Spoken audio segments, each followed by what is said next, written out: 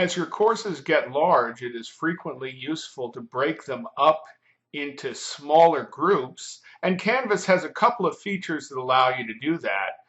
The one that I will encourage you to use is groups. The other one, which is sections, can be valuable, but it does things like screw up your first day attendance, and believe me, I know that. And so I would encourage you not to use it unless you have some help and guidance. Our topics will begin with groups versus sections. Then what we'll do is we'll look at how you might set up groups and group sets in Canvas. A group set is simply a collection of groups that encompasses your entire section. And finally, we'll talk about group assignments and discussions and how you might use them in the context of a class, as I have done.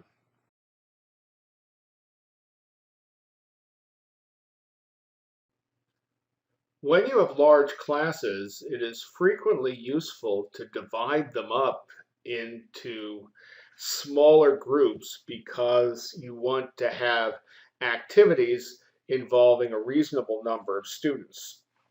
For example, I found that once a case discussion done asynchronously gets beyond 30 students, it becomes completely unmanageable in terms of the number of posts. You might get 130, 140 posts, and it becomes so large that the students don't read it, which means the quality of the post goes down. So it's much, much better to have two smaller discussions than one large discussion. Now, there are two ways of dividing activities up, and 95% of the time, the way you're going to want to do it is by creating groups. However, there is another alternative that is mentioned, and that is the creation of sections.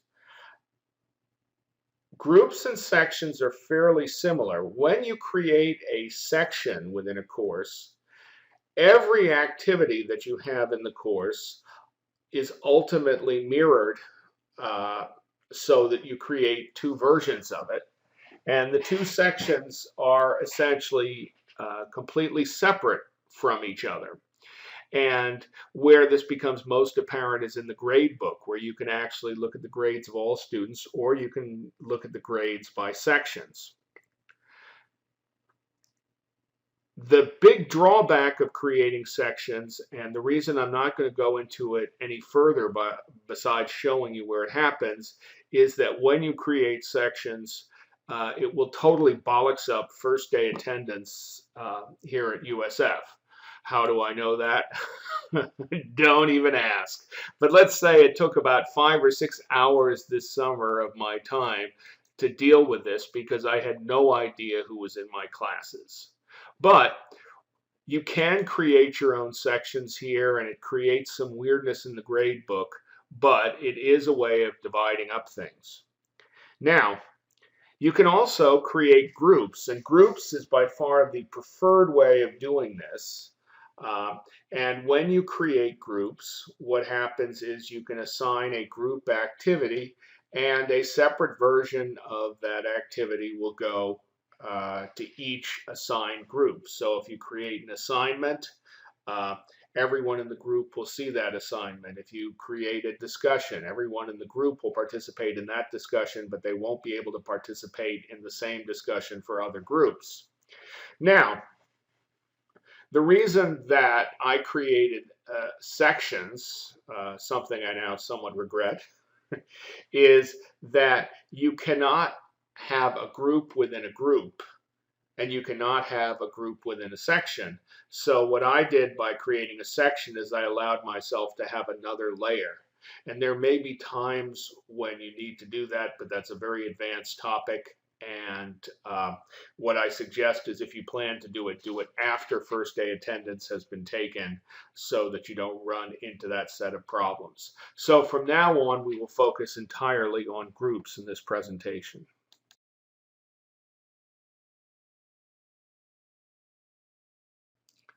So the basic way you create groups is you go into the people area, and right now the only person in this particular faculty workshop class is me.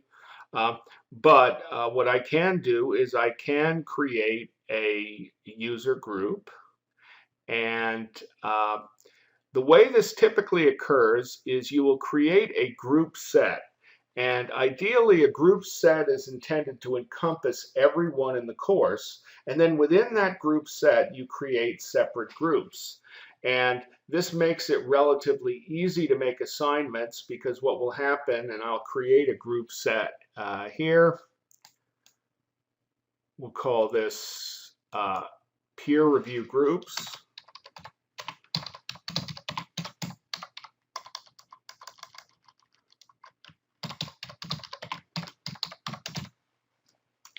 And you can allow self-sign up, which allows people to go into their own group, or you can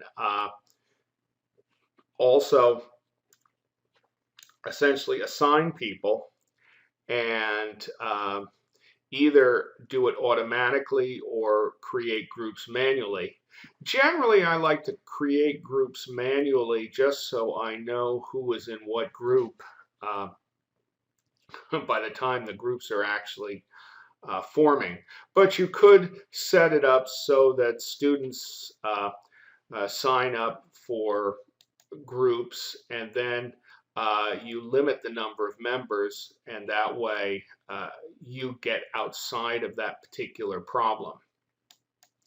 Okay, so if I say I'll create the groups manually, then what happens is you have the ability to create your own groups. And so I'll add a couple of groups.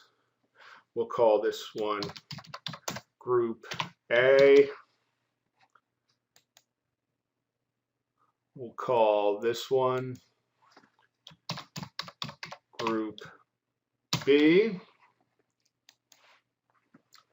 And if I had students in this group, what would then happen is I would be able to drag the students into the groups, and the groups would show whatever students are in them.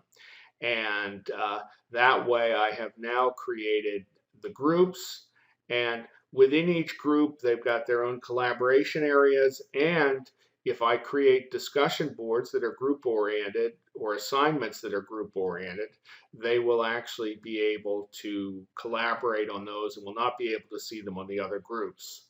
And that will be the next topic.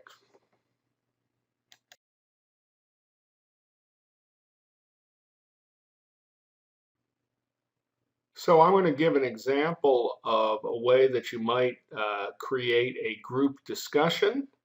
And so we'll go to modules, and the final assignment 6.5 is called a final posting. So what I'm going to do here is I am going to create a plus. I'll add a discussion, new topic. We will call this one Course Peer Reviews.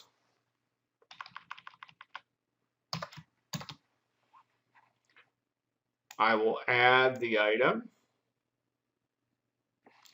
We'll come in and edit it.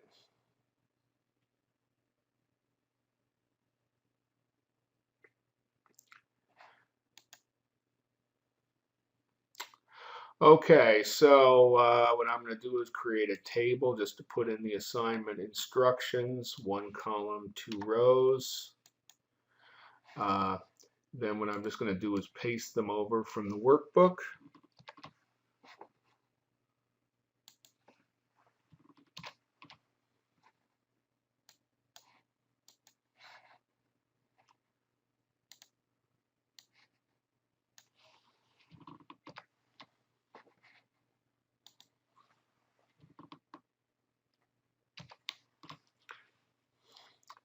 Change this to regular, and then bold it. Change this to regular, then bold it. So I kind of screwed up the table by not putting in a border. So what I'm going to do is just go over into the HTML editor. If you've worked with HTML before, This will show you can actually go in and do this. So we look for the table. Let's see, there we go. And we'll change that to border equals 2. We'll then update it.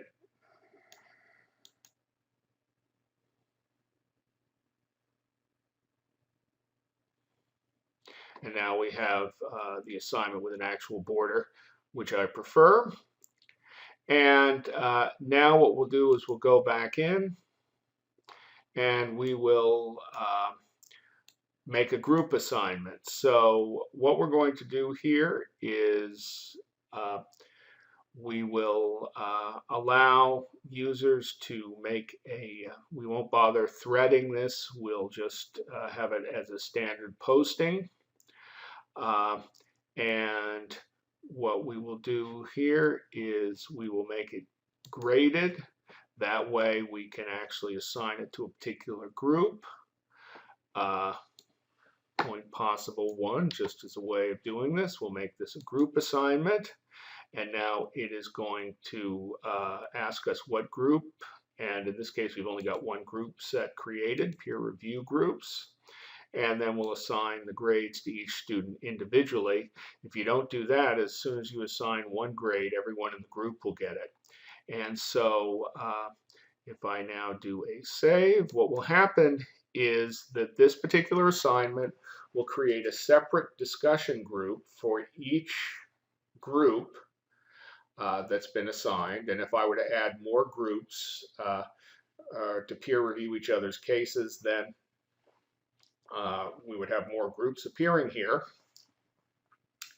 And the idea is that at the end of the course, the participants in the course will split up into small groups of 3 or 4 or 5, and we'll review each other's courses. And since those reviews will be conducted within the small group, it makes sense for the final assignment to be limited to those particular groups.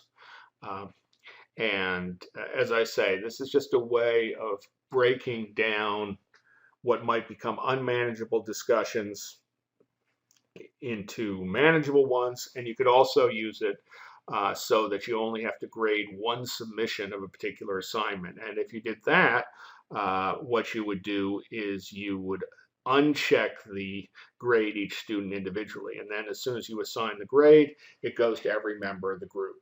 And that can be a real time saver, especially when you have multiple people submitting the same assignment, which is a problem I sometimes have with group assignments. So that's pretty much all you need to know about groups to get started.